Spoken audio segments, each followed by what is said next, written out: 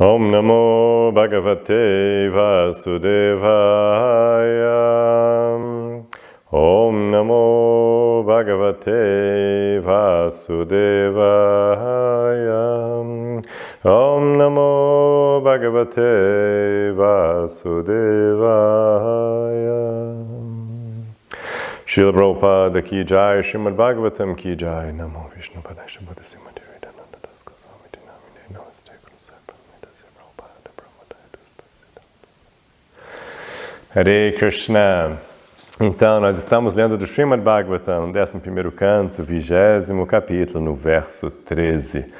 Então, a gente vai entrar aqui num tema bem interessante. A gente falou na última aula sobre a vontade dos residentes, né, de outros sistemas planetários, como se fosse de outros planetas, né, não humanos, não nessa Terra, de outros seres quererem encarnar aqui como humano pela oportunidade especial que facilita a obtenção de conhecimento transcendental e de amor a Deus.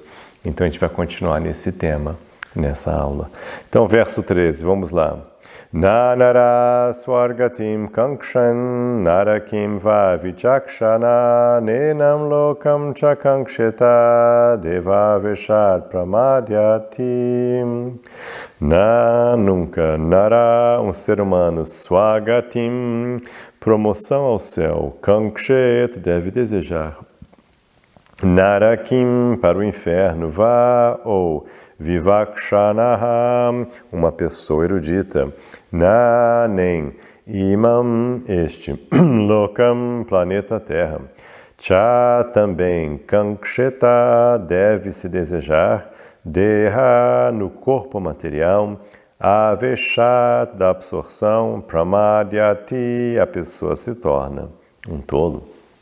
Tradução. O ser humano que é sábio jamais deve desejar ser promovido aos planetas celestiais ou residir no inferno. De fato, o ser humano tampouco deve desejar ter residência permanente na Terra, pois devido a tal absorção no corpo material, ele se torna totalmente negligente quanto ao seu verdadeiro interesse próprio. Então, bem bacana, né? A ideia é que você não deve nem, os outros seres querem encarnar aqui como um ser humano e nós que estamos aqui encarnados como seres humanos, o que a gente deve desejar? A gente certamente não deve desejar voltar à situação celestial dos semideus, né? Krishna fala isso na Bhagavad Gita também. É trocar 6 por meia dúzia, você estava lá, aqui, aí você veio para cá, agora você quer voltar lá? O que adianta? Depois você vai ter que voltar para cá? Quer dizer, você está trocando 6 por meia dúzia, perdendo seu tempo. Então, obviamente que a gente não deve ir lá. E também a gente não deve ir para outros lugares. Aqui na Narakim eles traduzem como inferno, mas também a gente pode entender melhor que é o lar dos Asuras, né? Que na verdade ainda é mais opulento do que o dos semideuses. Então são os que eles chamam dos mundos inferiores, mas eles são inferiores em termos de consciência, mas em termos de opulência material, eles são superiores. Eu brinco assim que eles são como Las Vegas, sabe? Que é aquela coisa assim que é meio dark, meio pesada, mas o desfrute material muito intenso, né? Então imagina um playboy em Las Vegas. Então essa é a vida dos Asuras, assim, bem intensa, mas com consciência meio baixa, assim, né? Então, a gente não deve querer nem uma coisa nem outra, e nem tampouco, o óbvio, nem tampouco ficar aqui como um ser humano, porque você já está aqui agora, você vai querer ficar para quê, né? Resolve logo. Então é bem legal ter essa visão, sabe? Eu acho bem importante. Eu brinco assim que a beleza, umas coisas que eu gosto muito do conhecimento védico, que a gente já falou em outras aulas aqui, é essa questão do cardápio, né? Da gente ter o cardápio naqueles capítulos que a gente estava falando, né? Das diferentes civilizações e conceitos da cosmologia védica, mas é legal a gente ter esse cardápio mesmo, né? Também a gente está falando dos poderes místicos, é bem legal você entender todo o cardápio que se existe, né? Todos poderes místicos e nascer como, né, um semideus ou ainda superior a um semideus, um Prajapati, ou até mesmo o Senhor Brahma e tudo, e você ter. Tu imagina o que dizer de ser uma pessoa simplesmente rica e famosa e bonita aqui como ser humano. Enfim, é bom você entender esse todo. E entendendo esse todo, você vê, vem cá, isso aí não resolve nada, né? Isso aí para mim não vai resolver nada. Da mesma forma que na sua vida agora, por mais, enfim, simples que tenha sido, você já teve muitos prazeres materiais. Você já teve situações celestiais na sua vida, aquele momento perfeito com, né, sexual, aquela praia linda, aquela vista maravilhosa, enfim, né, todo mundo já teve aquela comida que estava sempre absolutamente perfeita para você. Então você já teve essas experiências. E aí? Veio e foi e nada ficou, né? Ficou uma fotinha lá, né? Hoje em dia a gente só vai tirar foto logo, né? Porque não nem bola mais para a experiência, vamos só tirar foto, que isso eu vou guardar. Aí você só tira a foto. Mas enfim, não adianta nada, né? Então todas aquelas fotos bonitas que você pode ter também no seu Instagram, no fundo não adianta nada, né? Fica só aquela melancolia de ficar olhando assim para trás, assim, né? Com tristeza de, era assim, agora não é mais. Então, não adianta. Então, obviamente que o foco nosso é buscar iluminação, né? Isso a gente tem que fazer, a gente tem que entender isso para poder direcionar a nossa força, a nossa, determinação, a gente colocar como Parangati, suprema meta, a gente colocar como nossa meta suprema, Krishna. Krishna fala na Bhagavad Gita, né? Aquele que me coloca como a meta suprema. Você tem que ter essa meta suprema e você só vai ter a espiritualidade, Deus, Krishna como sua meta suprema, quando você entender todas as opções e entender como elas são inferiores, assim, tremendamente inferiores. Quanto mais você avançar, mais claro vai ficar que qualquer outra opção, se não a busca da iluminação, é tremendamente inferior, é um tremendo de um tiro no pé, autossabotagem, é um desastre total. Significado. Quem alcançou a vida humana na Terra tem uma excelente oportunidade de obter a liberação espiritual através da consciência de Krishna ou Bhakti, serviço devocional ao Senhor. Logo, não se deve desejar a promoção aos reinos celestiais, nem a arriscada residência no inferno, nos planetas assúricos, onde prazer ou punição excessivos desviam a mente da autorrealização. Por outro lado, ninguém deve pensar, a Terra é tão agradável, posso ficar aqui para sempre. Deve-se desenvolver desapego completo de todos os aspectos e categorias da existência material e voltar ao lar, voltar ao Supremo, onde a vida é eterna e plena de bem-aventurança e conhecimento Sat, Chit, Ananda. O Sr. Krishna começa a desenvolver sua prova conclusiva de que o verdadeiro progresso humano encontra-se além da piedade e do pecado materiais. Primeiro, o Senhor esclareceu que há basicamente 3 métodos de elevação humana. Vocês lembram os 3? O caminho tríplice do yoga: Jnana, Karma e Bhakti. E que a meta é o conhecimento transcendental e, por fim, o amor a Deus. Agora o Senhor explica que a promoção aos planetas celestiais, que seria a meta final de um bom karma, né? Lembra que a gente falou das limitações desses caminhos na sua versão material? Então, karma, na versão espiritual, é karma yoga. Na versão material, é só karma, é só dharma, é só você ter uma vida fazendo a ação correta, o karma bonzinho, a ação piedosa. Então, qual que é o limite máximo? Qual que é o objetivo último, o prêmio último de ser uma pessoa boazinha, piedosa, sem espiritualidade?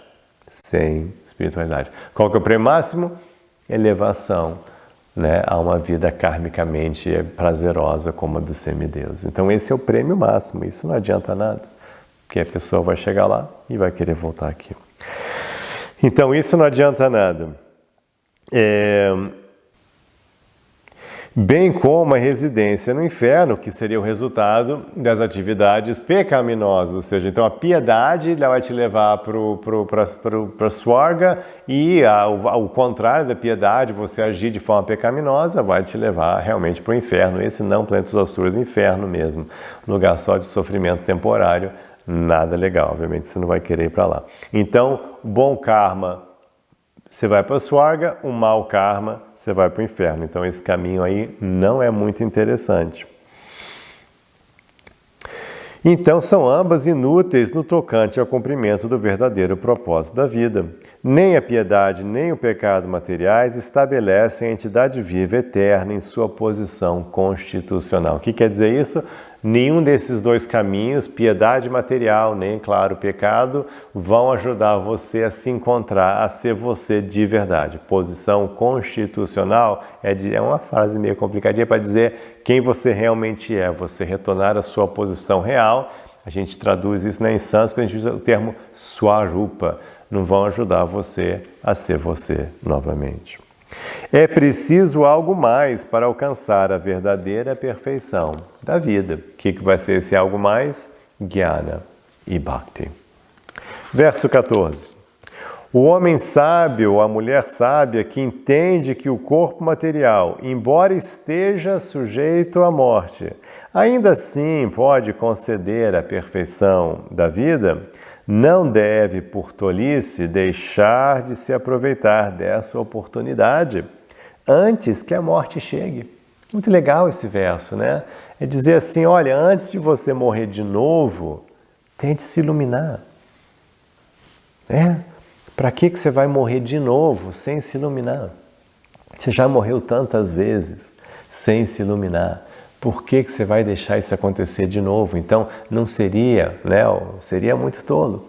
Então, o caminho sábio, a sabedoria vai te levar a você aproveitar essa vida humana para você se iluminar antes que você morra de novo e entre de novo, né? Não sabe onde vai parar. Por mais que a gente tenha cuidado, tentando ser uma pessoa boa e tal, mas você não sabe, né? Os fatores kármicos são complexos. Tem a questão do momento da morte, né? Krishna explica no verso 5 do capítulo 8 da Bhagavad Gita, que os seus pensamentos no momento da morte, eles têm também uma influência, assim, na hora de escolher o caminho para onde você vai, né? Então, você tem que tomar cuidado. Então, não dá para você saber que, não, eu vou aqui, qualquer coisa, eu já estou garantido que vou nascer como humano, eu estou garantido que vou nascer em Swarga. Não tem nada assim muito garantido, não, sabe? Tá tudo assim, você não sabe. Ainda mais a gente, eu não sei quanto a vocês, mas, né, eu passei décadas comendo carne, fazendo, né? Então, assim, sei lá, que eu acumulei de karma nesse período, né? Assim, não sei que você tenha nascido, eu não nasci santo. Então, assim, você, né, quem não nasceu santo, aí você errou, você mentiu, você enganou, você roubou, você matou. Vai saber, né, o que você acumulou aí nessa fase aí pré-despertar, né? Complicado. E falando, só uma piadinha, mas é que é engraçado mesmo, essa questão do momento da morte, que Krishna enfatiza, que isso é muito importante, e os mestres espirituais também. Se você quiser entender mais essa questão do pensamento no momento da morte, tem uma história aqui do Bhagavatam, que é chamada a História de Ajamila. Então tem esse livro em áudio gravado lá no meu site 3t.org.br, lá na biblioteca, você pode baixar, é todo um trecho grande do Bhagavatam, chamado A História de Ajamila. E todo o foco dessa história praticamente é sobre a importância do pensamento no momento da morte, como isso influencia a sua vida. Então, existe de fato essa ênfase no caminho do que você está pensando no momento da morte, né? Então tem essa recomendação, olha, no momento da morte, como Krishna fala, você deve ter toda a sua bhava, toda a sua consciência focada em Krishna. Aí sim, aí ele falou, isso aí garante a perfeição, essa pessoa vem a mim. Então você tem que ter esse foco completo, entendeu? Não é o momento de você pensar, não, e quem vai pagar, quem vai cuidar do meu cachorrinho, e quem vai fazer isso, e eu esqueci de fazer aquilo, e não sei o quê. Não é o momento, é só foco direto em Krishna. Então, uma vez eu estava com uma grande figura, um mestre espiritual muito querido, discípulo de Prabhupada, e a gente estava, ele estava já assim, no estágio bem avançado de câncer. Sridhar Swami era o nome dele, Sridhar Swami, discípulo de Prabhupada, e ele era, acho que canadense ou americano, agora não me lembro, acho que ele era americano, não me lembro certinho se era canadense ou americano. Mas aí ele estava, enfim, ele era um mestre espiritual há muito tempo, há décadas, sabe? Tinha se dedicado, assim, os últimos... Isso foi na década de 90, então ele tinha dedicado, assim, 30 anos, assim, totalmente dedicado, né, ao movimento. Era um sannyasi, era guru, estava lá comigo e eu estava ajudando ele, Porque naquela época a gente não sabia ainda dos podres do João de Deus, e o pessoal vinha, às vezes assim, teve uma onda assim do pessoal vir buscar a cura com o João de Deus. E aí eu estava em Brasília na época, era novata ainda, então eu tinha muito prazer em receber essas pessoas e levá-las lá para o João de Deus, né? Não sabia também que o João de Deus era podre, mas então a gente levava lá. E aí um dia eu estou chegando com ele lá, a gente está dirigindo ele lá para a pousadinha onde ele ficava para receber lá o tratamento. E a gente vê na rua, eles vira-latas lá copulando assim, bem na frente assim do carro. E a gente olhou um para o outro e começou a rir. Assim, parece que conectou na hora. Ele falou, não, imagina, não é essa imagem que eu quero ter na hora de morrer, né? Imagina se você morre com essa imagem assim, né? Você vai direto para o útero lá da cachorrinha, lá da A gente ficou brincando assim, rindo. Mas é isso, você não quer morrer com essa imagem, por exemplo, na sua cabeça, né? Você quer morrer pensando em Krishna, né? E só isso, totalmente focado, entregue, né? Completamente sharanam, né? Totalmente abrigada, né? Em Krishna. Enfim, voltando aqui. Verso 15.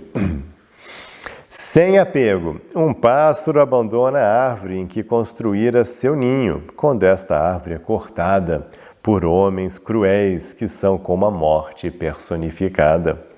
E assim o pássaro encontra felicidade em outro lugar. Bonita essa frase, né? Para começar, você vê que Krishna tem uma mensagem ecológica aqui, né? Que é cortada por homens cruéis que são como a morte personificada. Pena que a gente tem tantos homens cruéis assim hoje, né? Estão aí sem parar destruindo a nossa Amazônia, sem parar destruindo aqui o nosso cerrado. Homens cruéis que são como a morte personificada. Mas então Krishna dá esse exemplo, que esse pássaro, né, ele está falando de uma árvore, né? Ele não está falando do pessoal vir detonar, né, quilômetros quadrados, mas enfim, digamos que uma única árvore é derrubada, aí o passarinho sai de lá e ok, tudo bem, foi chato, mas ele sobrevive e continua sendo feliz em outro lugar. Então, ele dá essa dica. Então, a gente sem apego, a gente tem que estar soltinho aqui, para sem apego poder sair dessa árvore do corpo material. Significado. Aqui se dá o exemplo do desapego do conceito de vida corpórea. A entidade viva reside dentro do corpo, assim como um pássaro reside numa árvore. Quando homens levianos derrubam a árvore, o pássaro, sem lamentar a perda de seu ninho, não hesita em estabelecer residência em outro lugar. Verso 16. Sabendo que a duração de sua vida está, de modo semelhante, sendo cortada pelo passar dos dias e das noites, a pessoa deve tremer de medo. Krishna bota assim bem forte. Dessa forma, abandonando todo apego e desejo materiais, ele compreende o Senhor Supremo e alcança a perfeita paz. Olha só esse verso, eu vou repetir ele. Sabendo que a duração de sua vida está de modo semelhante, sendo cortada pelo passar dos dias e da noite, a pessoa deve tremer de medo. Dessa forma, abandonando todo apego e desejo materiais, ele compreende ou ela compreende o Senhor Supremo e alcança a perfeita paz.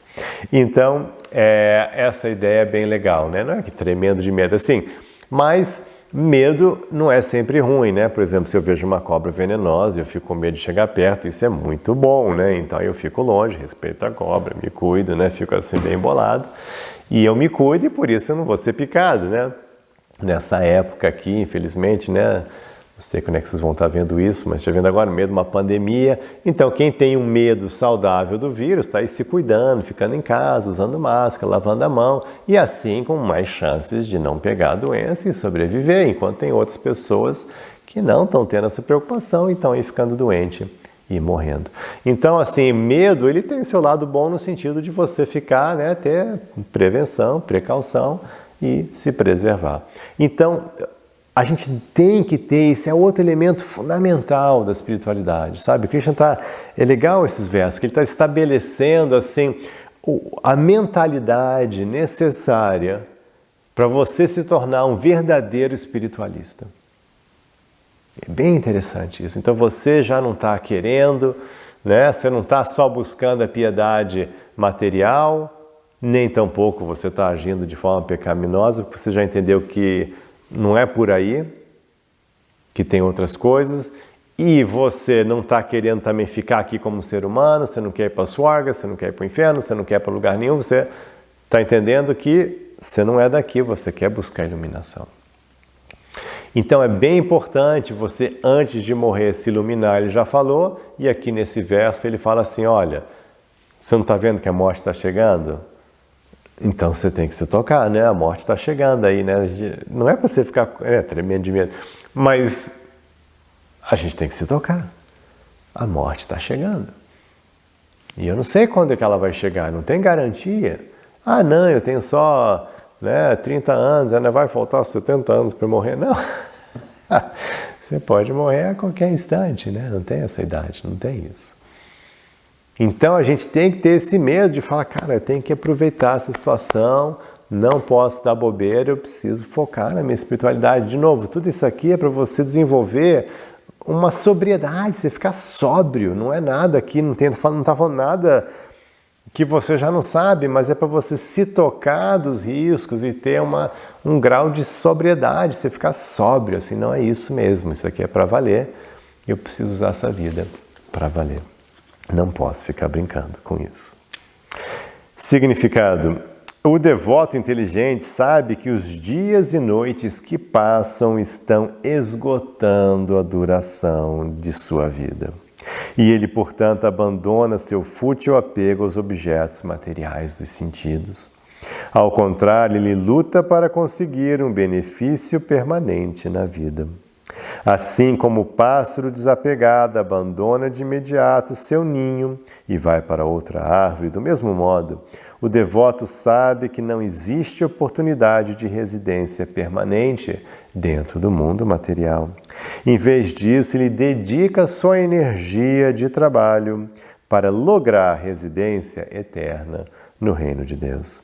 Ao transcender os modos da natureza material e atingir a própria natureza espiritual de Krishna, o devoto, afinal, consegue a paz perfeita.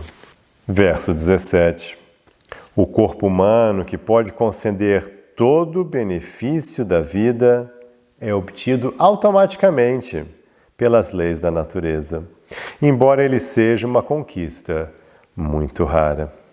Pode-se comparar este corpo humano a um navio perfeitamente construído, que tem o mestre espiritual como capitão e as instruções da personalidade de Deus como ventos favoráveis, impelindo-o em seu curso. Considerando todas essas vantagens, o ser humano que não utiliza sua vida para atravessar o oceano da existência material deve ser considerado o matador da própria alma. Então, esse aqui é um verso até bem famoso, tá? Grave ele aí, 11, 20, 17, ele é bem famoso. E aqui tem um termo, última palavra aqui em sânscrito do verso, Atma-ha. Interessante esse termo, ele aparece em outros lugares. Atma-ha, Atma, a alma, Ha, matador. Não é que você mata a alma é eterna, mas no sentido assim que você, matou as suas chances espirituais. Então aquela pessoa que não aproveita a vida humana para o despertar espiritual, ele é um Atma-ha. Ele é um matador de si mesmo, da sua alma. E aí então tem essa descrição, de comparar, o corpo humano a um navio perfeitamente construído. Então, claro, isso aqui é na época de navios a vela, Então, navio, o que você tem que ter no navio? Você tem que ter um capitão bom e ventos favoráveis, Então, aqui o navio é o corpo humano, o capitão são as instruções do mestre espiritual. O capitão é o mestre espiritual e as instruções, na prática, na nossa vida, seriam as instruções que a gente recebe dele, Então, o capitão é o mestre espiritual e os ventos favoráveis, aí sim, eles são as instruções de Deus, como vocês estão recebendo aqui nesse curso. Então, esse curso aqui é um belíssimo vento, impulsionando o seu navio, belíssimo navio que você tem do corpo humano e aí você tem a ajuda do mestre espiritual te dando as dicas, te explicando todo o conhecimento do mestre, de Deus, para ficar mais fácil de você traçar sua rota rumo de volta ao lar, de volta ao Supremo. Então, muito legal isso. E interessante que as pessoas sempre perguntam, como é que é esse negócio dos animais, como é que eles voltam para a vida humana? Aqui é um verso que Krishna fala, o corpo humano, que pode conceder todo o benefício da vida, é obtido automaticamente pelas leis da natureza. Ok? Então, isso é uma coisa que acontece naturalmente, a lei da natureza vai te levando a chegar nesse ponto, ok? Então isso é uma coisa que eu falo assim, é automático, eu brinco assim, você tem que tirar a senha e esperar. Então é muito especial, mas é uma conquista muito rara. Então esse é um ponto que toda hora a gente está enfatizando aqui, né? Muito importante você entender. Tá vendo? Esses versos todos aqui servem para você valorizar a sua situação espiritual agora, como sendo absolutamente incrível e perfeita. Para isso que servem esses versos, para você entender, uau, eu sou muito afortunado, estou numa situação aqui única, especial, que não é nem só em termos da Terra, não, em termos cósmicos. Eu estou numa vida, numa encarnação perfeita para a iluminação material. Eu estou recebendo aqui, né? A gente está chegando na aula 200, né? Eu estou recebendo aqui um ventaço aqui, um super vento das instruções de Krishna.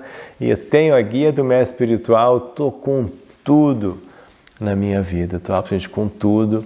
Então tem que aproveitar essa chance, sem apego, sem ficar querendo outras situações materiais, com foco, com prioridade, priorizando o meu despertar espiritual. Muito legal esse verso. Ok. O corpo humano, obtido após muitas e muitas vidas em formas inferiores, é criado de tal maneira que pode conceder a perfeição máxima da vida. É a obrigação do ser humano servir a suprema personalidade de Deus, e o mestre espiritual autêntico é o guia apropriado para este serviço. Compara-se a misericórdia imotivada do Senhor Krishna a ventos favoráveis que ajudam o barco do corpo a navegar suavemente no percurso de volta ao lar, de volta ao Supremo. O Senhor Krishna dá suas instruções pessoais na literatura védica, fala através do mestre espiritual autêntico e estimula, adverte e protege seu devoto sincero de dentro de seu coração. Semelhante orientação misericordiosa do Senhor leva rapidamente a alma sincera rumo ao caminho que conduz de volta ao Supremo.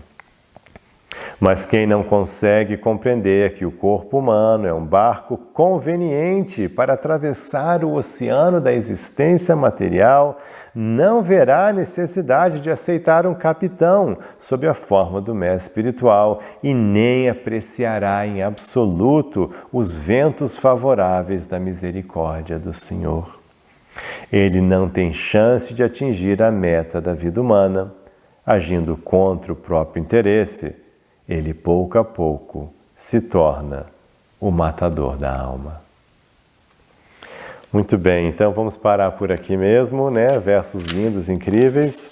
Que Krishna te abençoe com essa determinação férrea, com essa compreensão da beleza rara da sua oportunidade incrível de realmente se tornar totalmente liberado e tingir Swarupa, a sua forma constitucional, e voltar ao lar, voltar ao Supremo. Que Krishna abençoe vocês. Hare Krishna.